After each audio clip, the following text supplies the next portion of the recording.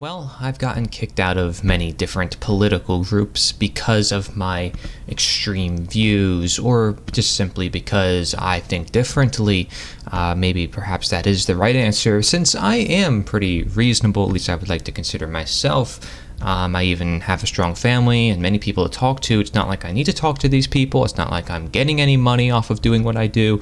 I simply am sharing something out of the kindness of my heart, but apparently that's not enough for some people. For apparently they don't want to look at the intent, they don't want to look at what I'm trying to do, they don't even want to look into at all what it's about. They want to jump to attacks, assumptions. They want to hold on to their power. They want to hold on to what they already got going, and they don't want to change their ways.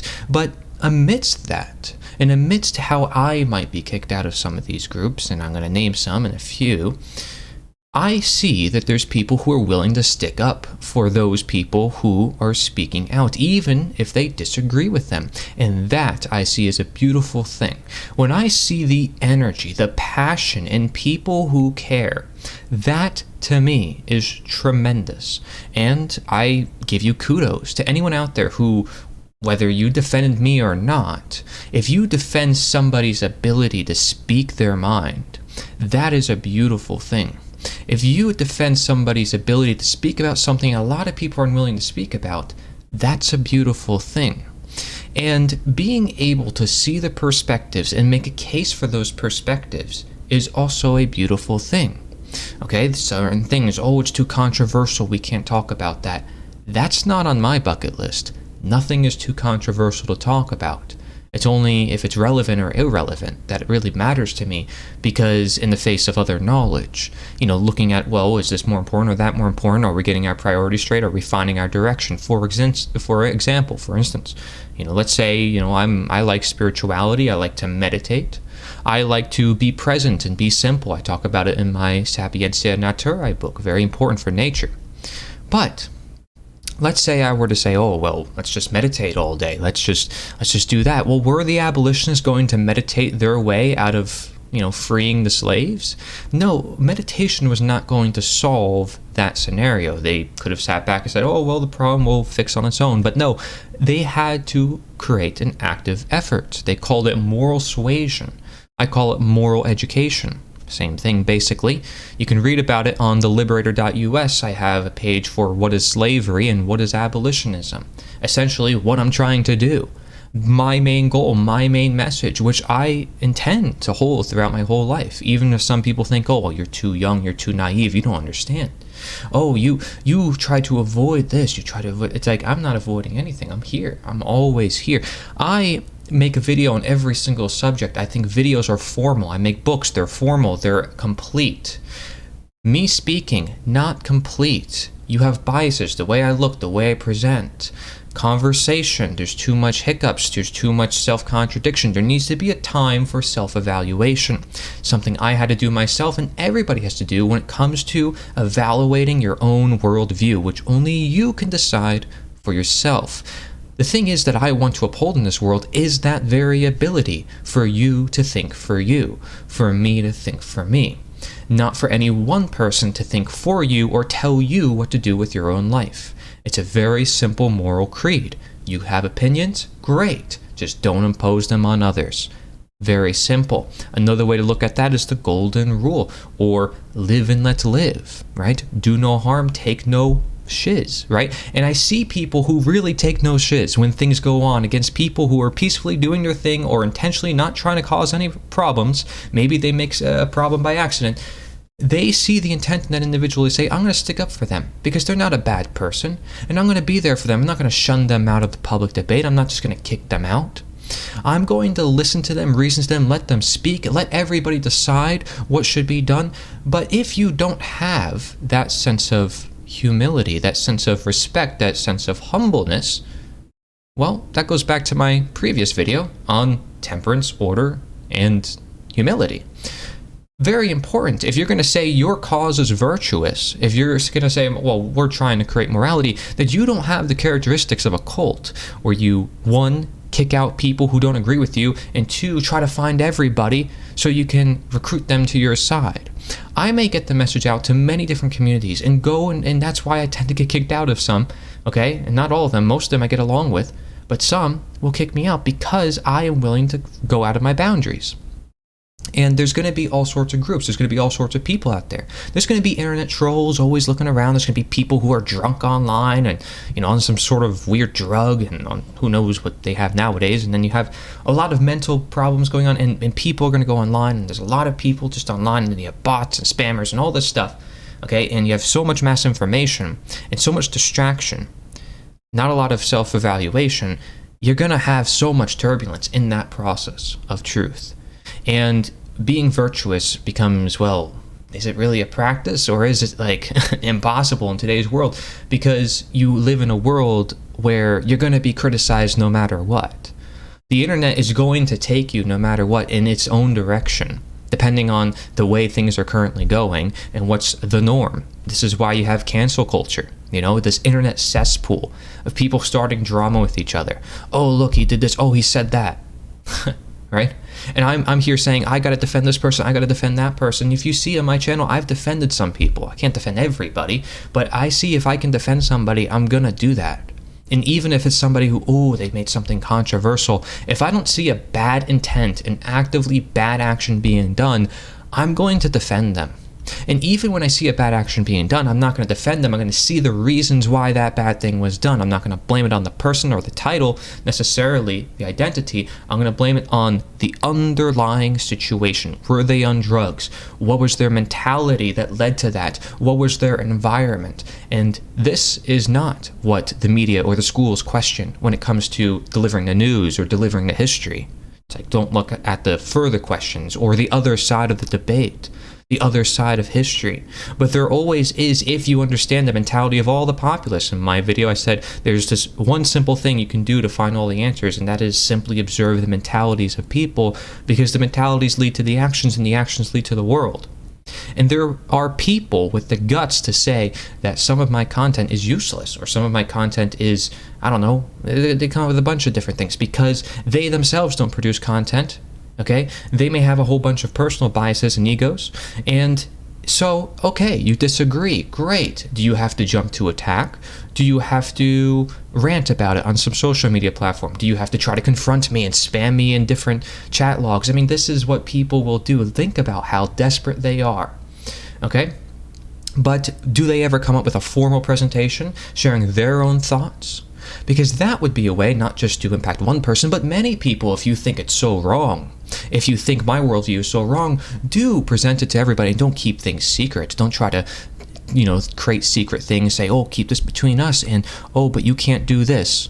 And then, the next day, oh, well, I'm going to share it with everybody. I'm going to leave out certain details, because this is what people do to keep their power. And it's all this manipulative little strings that people will have, And this happens in any organization. This happens in voluntary, involuntary.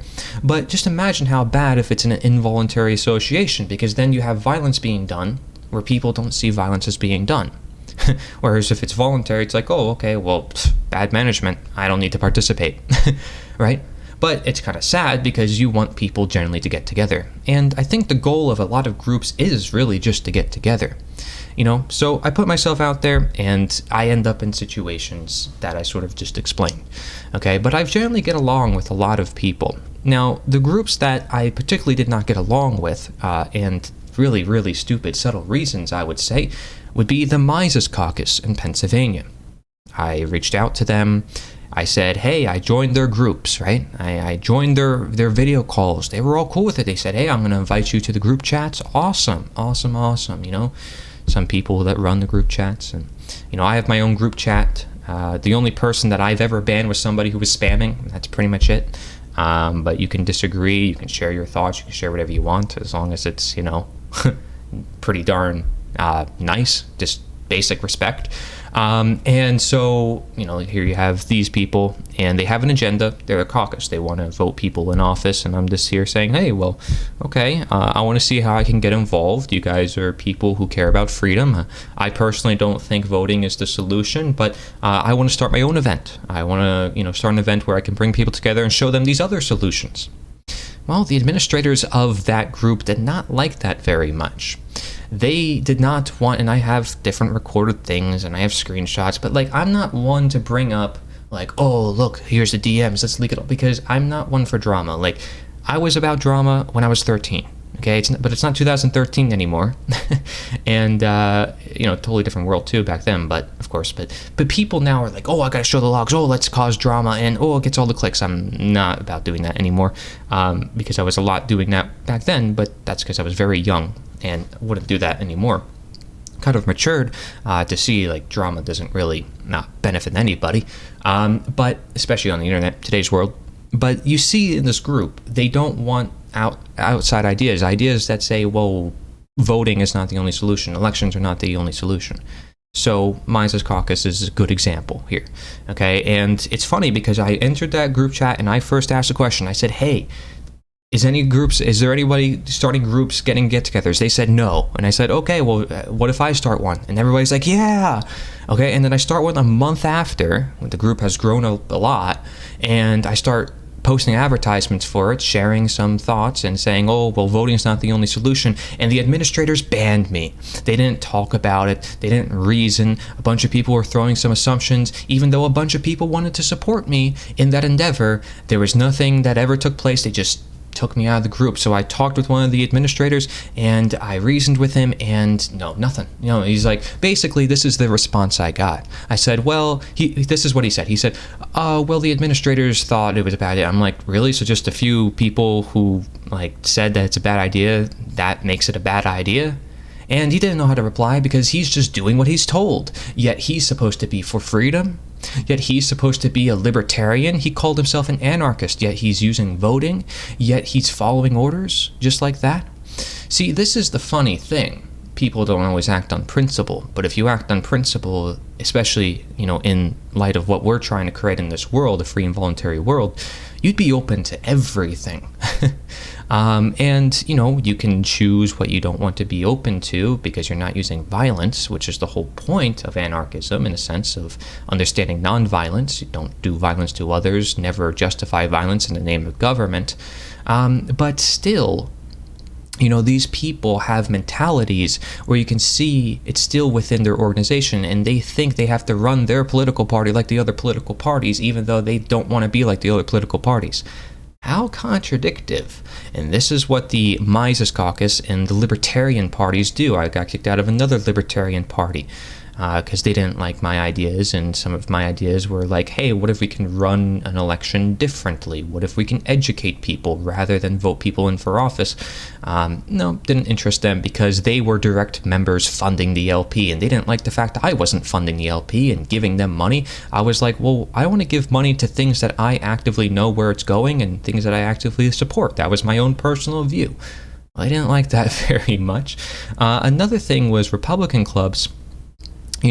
There were several that I went to, throughout time, and well received generally, depending on who I talked to. That's the thing, is that there would always be people who were interested, who cared, and then the management or administrators would be, oh, we gotta talk to you on the side, I don't know if this is your place, and the same thing happened to me when I joined church groups. Yeah, I was desperate. Gosh, I went to church, and I found different groups there, and they didn't like the fact I was sharing Buddhism at a Catholic church. Why is that? Maybe it's because they're not open to having their ideas challenged as well. Wow, sounds a lot like the politics groups. It's unfortunate that this is the case. Now you have the American Common Law Assemblies. This is an interesting scenario because a lot of individuals really stuck up for me here, and they have a lot of energy, and if you're out there, thank you. But there's a lot of people few people. It's always the few people who attack. I call them a lot because it's always the minority, the loud minority that's like, rah, rah, rah, and then the rest are like, what's going on, right? And this happens on Twitter, this happens online all over the place. It's always the loud minority. And, you have these people and they're like, oh, well, your natural law is not our law. I'm like, okay. You want to talk about that? Like, oh, okay. Cease and desist. You can't talk to me. If you talk to me, it's like, okay, cool. And let's use it. It's like, no. And they're acting like it's like a dictatorship. One person gets to decide how everything works. It's like, that's not an assembly. That's not people coming together. And again, I wouldn't call that leadership if you're so willing to make decisions like that. So you can just see the ignorance in humanity. And this doesn't stand as a testament against the ideas I talk about, because you're always going to have turbulence in leadership. There's no violence involved in any of these groups. The problem is the political ones are, of course, encouraging violence by supporting politics. But aside from that, I'm just talking about the management of groups in general, people who don't want their beliefs challenged. This is on our way toward tackling this belief system, which gets us to freedom. We have to tackle that belief system, which requires changing the hearts and minds of people. And, you can see that as preachy. You can see that as, oh my gosh, I'm trying to convert people. But I don't think that's the right way to look at it. The abolitionists were just doing their things, but they were saying, look at your own brain, your own contradictions. A lot of them were religious, saying, well, hey, if you believe in God, why isn't God's authority above that of man? So just asking questions and finding out the contradictions. Of course, when you're online, however, there's going to be people who want to look at the catchphrases, and they do it for attention. You can't talk to them face to face. There's a lot of problems with communication when you're with people online. You don't really know who they are. You're not really in the right setting. You don't know what they're doing. They could be drunk. They could be having a bad night. I mean, it's like you don't know who you're talking to when it comes to people online. And then, God forbid, there's an audience and there's a bunch of other pressures on top of that. One of the reasons why I learned not to really talk to many Twitch streamers. If you do, again, try to stick to the questions, but likely they're having an audience, and that audience is there for entertainment. I mean, people are literally watching politics nowadays for entertainment. They're literally watching debates for entertainment. They're not actively watching it saying, man, I want to learn how I can change the world and what better strategies I can use. I would say most people are watching it because it is a theater show that is there to keep their mind distracted, and because they don't see any other way. This is the way I change the world, and which one sounds the best to me? It's literally a sports game. And the fact that 50%, 51% of people get to impose their will on the 49% still does not make a wrong action right, and does not make it justifiable for one person to impose their opinion on another. My intent is very simple, and when I have conversations with people, I say, here's a bunch of material. Don't just take it from me. I get it. You want to hear it from me? I can talk to you for hours. Do you have years? Because it would take years to talk about. But we probably don't have that time, and that's why I make videos. That's why I make presentations. And guess what? Some of my presentations are like 10 hours long. Why do you think we make them?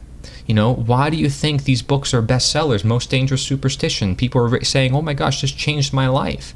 But for the people who haven't read that book, they're like, oh my gosh, that's impractical. That doesn't make any sense. What is this book? It's just another book. Oh, it's just someone's opinion. Oh, this person's just got a podcast of his own. I don't have time for a presentation.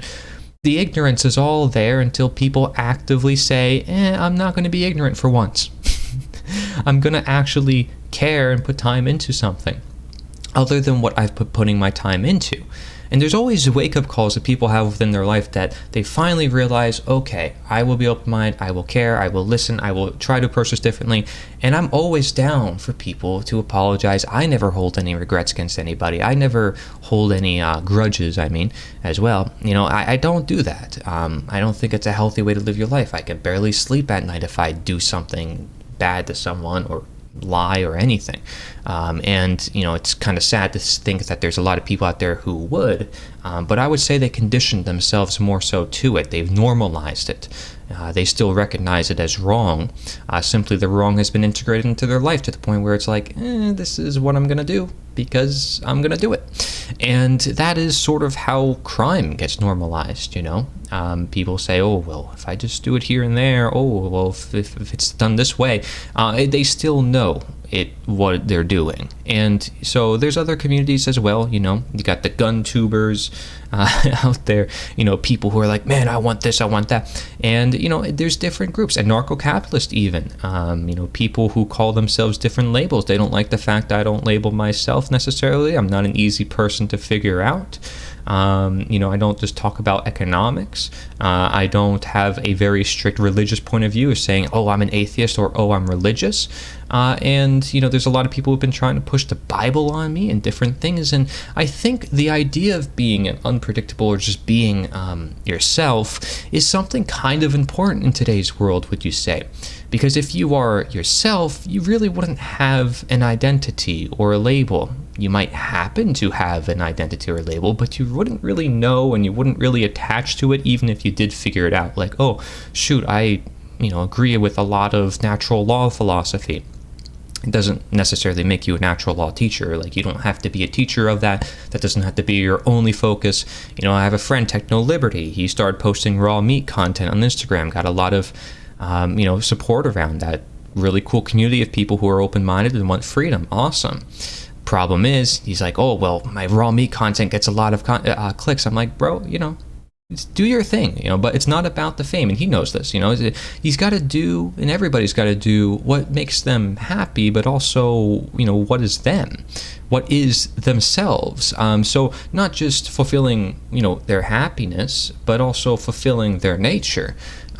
Which is going to give them long-term happiness. It's like a content creator who tries to put on a persona. They can only keep up that persona so long before they realize, I can't do that. I have to be myself. And so it's all about just coming to terms with reality. And so the turbulences is all just there on that process. And as with any innovation in history, you're going to have turbulence, especially when current norms, current boxes are being conflicted with people who are outside of that box poking in, saying, what are you guys still doing in that box? Because that's exactly what we're doing. These are people in this community, people who are voluntarists, abolitionists, what have you, are people who are outside the left and right who are saying, hey, guys, you're still in that box. We were there not so long ago. Could we show you why it's not a good place to be? Why it's just a perpetual cycle of suffering and not really going to help humanity and its freedom? Could we look at all the philosophers of the past? Do we have to disregard them? Say, oh, well, it's all nonsense. It's all just, rhetoric of impractical illusion of utopias. Could we actually delve into it and find out what it's about? So, but there's always going to be people who think, oh, well, you already explained it. Oh, I already got it figured out, and I've already looked into it. So, you're going to have people like that. The point is that even if you think what you think, I don't care what you think. I don't care what you think of me. Just don't impose it on others with violence, because that's what politics does. And people always want to skip around that bush. They want to talk about the things I talked about in this video. They don't want to talk about that fact of the matter, that every law is backed by violence. Because they know for a fact that that's immoral. But they add so much justifications and so much excuses to try to make it seem like it's moral or necessary, even if it's something they recognize as immoral. A necessary evil, they call it. As if it's not evil, so, why call it necessary? I guess we'll just keep living our lives and ignore it and see possibly no other reality, just like when, the abolitionists were saying, hey, we can end slavery, and everybody was like, nah, come on. Everybody has slaves. This is the economy. There's no way around this. I expect the same reactions. I use these analogies because the abolitionists were pretty much on point with what they were saying. I mean, look how fat this book is. William Douglas told me about this book. I mean, gosh, it's stinking huge. And this is just one of the abolitionists, literally just one. This is his life. William Lloyd Garrison, one of the most influential at the time and considered radical. So he was kicked out of groups. People didn't like his views on, you can't use politics to end a cause, but he's now known as one of the most influential people during the abolition of slavery. And then other people will say, well, slavery wasn't ended due to moral education. Okay, then what's the whole point of ending slavery? Why do people not try to enslave others now? You're still going to say, it's because it's machinery, it's because of innovations, because of the Civil War, it's because of Abe Lincoln. No, Abe Lincoln was not an abolitionist. The Civil War was a war not a lot of people wanted, just like every war nowadays. History has stayed relatively stable, but the evolution of humanity continues if we evolve with our humanity, our morality, our understandings of nature, as with science, as with technology, as with slavery, and countless examples of how things have changed, even if there's cycles within that. Okay, so the funny thing is, people will stand up for you. This is the main point I want to run home. Like, you can be against the grain. You can go to these groups, you can share your ideas, and you've done no wrong. You may have said some things, you're like, oh shoot, maybe I should have been a little bit more light, maybe I should have asked more questions. I realized that for myself, right? And I realized when I need to approach something better, differently, and I'm in a world of many people who don't understand this, so it's not an easy thing to necessarily share. So that's something I could admit to, but they need to do the same thing in respecting me, just as I would respect them. Again, a shared sense of humility, reciprocity. But people will stand up for you. The right people will come out, and you want the right people in your life. You want to be honest. You want to share your feelings. You don't want to be afraid, because the right people will support you, and then you'll know the right people to hang out with, and then you're not wasting your time. You really are spending the time with the people you should spend time with, which is, by the way, mostly yourself. Don't put all your dependence on other people. Say, I need love, I need this, I need that. Focus on yourself, love yourself first, and along the way, you're going to find some of your best friends, if you are honest, because you love yourself. So just something to really keep in mind here. I'm not going to pander to any interest or any group or any one thing ever. And that's what makes me a little bit hard, for different communities. There's people even in the natural law community say, oh, well, you're anti-vegan. I hope that you don't identify with these things here, and that you look at me and say, well, I appreciate your different perspective, and I appreciate the fact that you still understand that harm is wrong, that you still understand that, it's wrong to do certain things. And as long as we have that foundation, we're good, because that determines ultimately, what's going to be put out there. And, I still agree with, the definition of, why we should not kill animals. I'm saying, well, what if we extend that to plants? What if we extend it to the environment? What if we look at more? And so, I'm still looking at the foundations of morality. I'm still caring about my world. And as long as you have that principle of care, which again is like this binding generative principle, that which creates all things, the Hermetic principles. It's the seventh principle that binds all of them together. Look up Hermetic principles if you don't know. As long as you have that, you are on the right path. And when somebody doesn't care, they say, I don't want you in this group. Someone doesn't care, they say, we don't want this idea. There's no care there for those ideas unless you would entertain them first. And you say, okay, well, this is an idea, let's address it, or let's have a formal discussion about it, or let us make our intent clear as to why it's not a good idea, and let everybody discuss it. But, you have this society of people where they want to seclude themselves in certain groups and certain labels and certain identities and play by those games. Go ahead, play those games. I'm not. Because my message is nature is the answer, I'm just a human being, and some people don't even want to say the word human. It is what it is. You get my intent, and that is the most important part. So thank you very much for watching.